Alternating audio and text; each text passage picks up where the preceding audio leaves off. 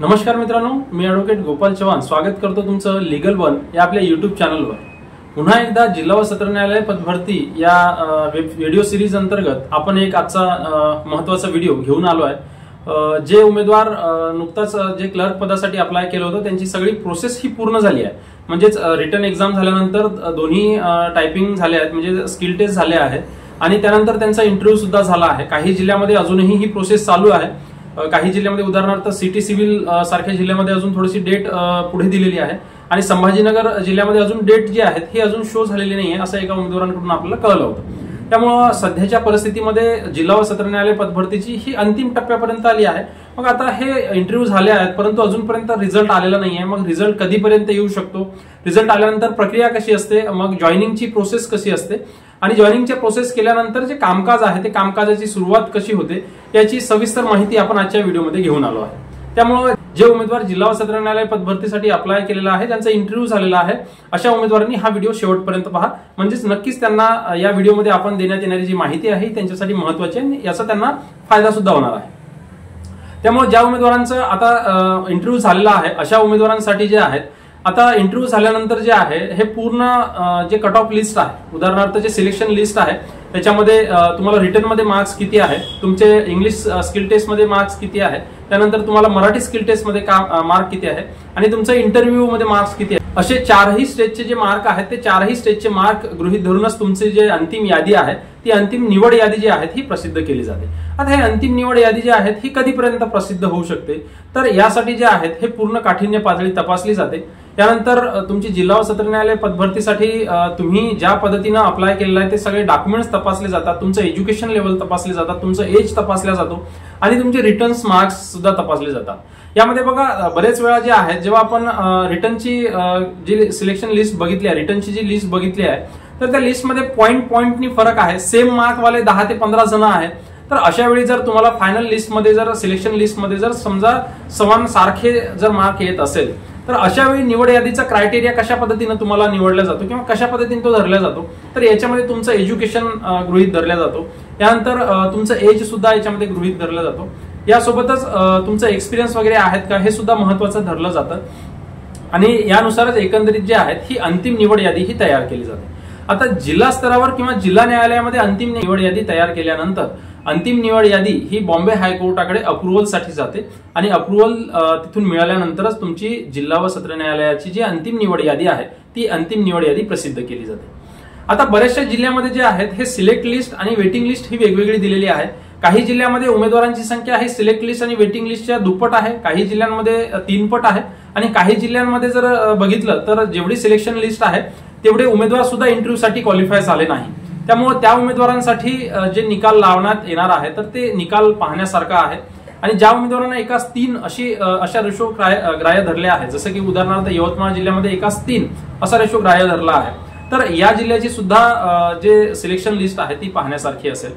असे पाहताना हे सगळी प्रोसेस झाल्यानंतर तुमचं अंतिम यादी तयार होईल, अंतिम यादीला अप्रुव्हल मिळाल्यानंतर तुमची फायनल लिस्ट ही तयार होईल। आता जिल्हा व सत्र न्यायालयामध्ये जेवढ्या जागांची किंवा जेवढ्या पदांची जाहिरात आहे तेवढे पद जे आहेत हे एका वन टाइमला किंवा ऍट अ टाइमला हे रिक्त नसतात, त्याच्यामध्ये टप्प्याटप्प्याने जे आहेत हे तुमची 2 वर्षासाठी ही यादी व्हॅलिड असते आणि 2 वर्षामध्ये जसे जसे पद रिकामे होईल तशा तशा पद्धतीनं त्या सिलेक्शन लिस्टमधून अनुक्रमांकानुसार उमेदवारांना ही ऑर्डर मिळत असते, अशी एक प्रोसेस आहे। उदाहरणार्थ एखाद्या जिल्ह्यामध्ये एकूण 100 पदांची भरती निघाली होती, 100 पदांची सिलेक्शन लिस्ट आहे आणि त्या जिल्हा सत्र न्यायालयामध्ये फक्त 40 पदच सध्या रिक्त आहे, तर सुरुवातीला पहिल्या टप्प्यामध्ये 40 उमेदवारांना जे आहेत हे ऑर्डर मिळणार। मग त्यानंतर 1 महिन्यानी 2 महिन्यानी जसे जसे पदे रिक्त होतील तसे तसे त्या उमेदवारांना मग 40 नंतर जे अनुक्रमानिका आहे त्या अनुक्रमानिकेनुसार उमेदवारांना जे ऑर्डर मिळत असेल। आता ऑर्डरची प्रोसेस कशी असते, अनेक उमेदवारांना हे प्रश्न असेल की आता सिलेक्शन लिस्ट तर झालं आहे किंवा मग आपलं तर इंटरव्ह्यू चांगलं झालं आहे, आपलं सिलेक्शन होणार आहे, मग ऑर्डर कशा पद्धतीने मिळते, याच्यासाठी काय प्रोसेस आहे, मग काय मेल येतो का की कसं ऑर्डर आपल्याला पोस्टाने येतो का, ही सगळी प्रोसेस आपण सविस्तर समजून घेऊया। सुरुवातीला उमेदवारांना जे आहे जर त्यांचं सिलेक्शन जर झालं असेल, सिलेक्शन लिस्टमध्ये जर नाव आलं असेल आणि त्या उमेदवारांनी त्या कोर्टामध्ये जेवढ्या जागा रिक्त आहेत तेवढ्या उमेदवारांना जर बोलवायचं असेल तर सिलेक्शन लिस्ट मधल्या उमेदवारांना जिल्हा न्यायालयामधून आस्थापना विभागामधून त्यांना मोबाईलवर कॉल सुद्धा येतो आणि तुम्हाला मेल सुद्धा येतो। यासोबतच तुम्हाला पोस्टाने ऑर्डर सुद्धा दिली जाते, परंतु पोस्टाने ऑर्डर येण्याची वाट न पाहता आपल्याला कॉल आल्या आपण जिल्हा न्यायालयामध्ये जाऊन आपण बाय हँड सुद्धा ऑर्डर ही घेऊ शकतो। त्यामुळे तुम्ही जेव्हा डॉक्युमेंट व्हेरिफिकेशनसाठी जेव्हा तुम्ही गेले असाल तेव्हा तुम्हाला तुमचं चालू मोबाईल नंबर जे आहेत किंवा अपडेट जो मोबाईल नंबर आहे त्याची विचारणा केली असेल। त्यामुळे तुम्ही जो मोबाईल नंबर दिला आहे त्याच मोबाईल नंबरवर तुम्हाला डिस्ट्रिक्ट कोर्टाकडून कॉल येत असतो। आता कॉल आल्यानंतर जे आहेत ज्या पद्धतीने तुम्ही इंटरव्ह्यूच्या वेळेस डॉक्युमेंट व्हेरिफिकेशन केलेले आहात तर त्याच पद्धतीने तुम्हाला डॉक्युमेंट व्हेरिफिकेशन सुद्धा जेव्हा तुम्ही ऑर्डर घ्यायला जाल तेव्हा तुम्हाला एक बेसिकली तुमचं व्हेरिफिकेशन केलं जाते आणि त्याच्यानंतर तुम्हाला बाय हँडली ऑर्डर दिल्या जाते। तुम्हाला ऑर्डर मिळाल्यानंतर तुम्ही लगेच तेव्हापासून सुद्धा तुम्ही जॉईनिंग करू शकता किंवा मग दुसऱ्या दिवसापासून सुद्धा तुम्ही जॉईनिंग करू शकता। ही एक ऑर्डर घेण्याची किंवा जॉईनिंग करून घेण्याची ही सिंपल प्रोसेस आहे।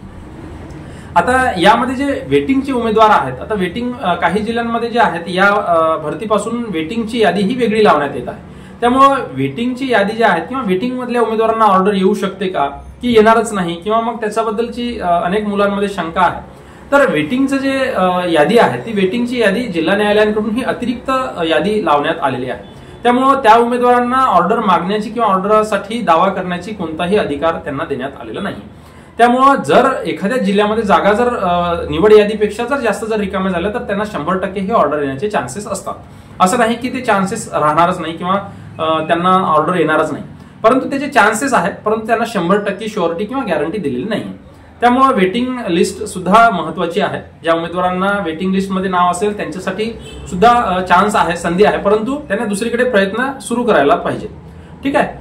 या व्यतिरिक्त जे आता जॉईनिंग केल्यानंतर तुमचे कामकाज कशा पद्धतीने असतो तर कामकाजाची एक सिंपल प्रोसेस आहे। कामकाजाची सविस्तर प्रोसेस याची माहिती करून घेण्यासाठी आपण पुढच्या व्हिडिओमध्ये त्याची माहिती घेणार आहे। सविस्तर माहिती घेऊन पुढील कामकाज कशा पद्धतीने होतो याची माहिती आपण घेणार आहे। या व्यतिरिक्त या संदर्भातली जे प्रोसेस आहे किंवा या माहितीच्या आधारे तुम्हाला जर या माहितीच्या आधारे या व्हिडिओमध्ये दिलेल्या माहितीच्या आधारे जर इतर कोणतीही माहिती जर तुम्हाला हवी असेल किंवा अजून शंका असेल तर शंकांचं निराकरण करण्यासाठी तुम्ही खालील कॉमेंट्स बॉक्समध्ये तुम्ही कॉमेंट्स करू शकता। तुम्हाला तुमचे प्रश्न असतील तर प्रश्न विचारू शकता, त्याच्यावर वेळेनुसार तुम्हाला मी नक्की त्याच्यावर रिप्लाय देईल। आणि याही व्यतिरिक्त आपलं टेलिग्रामला लीगल वन हा टेलिग्राम चॅनल आहे, तुम्ही त्याच्यावरही तुम्ही जॉईन होऊ शकता। टेलिग्रामचा ग्रुप आहे, तुम्ही त्याच्यावरही चर्चा करू शकता।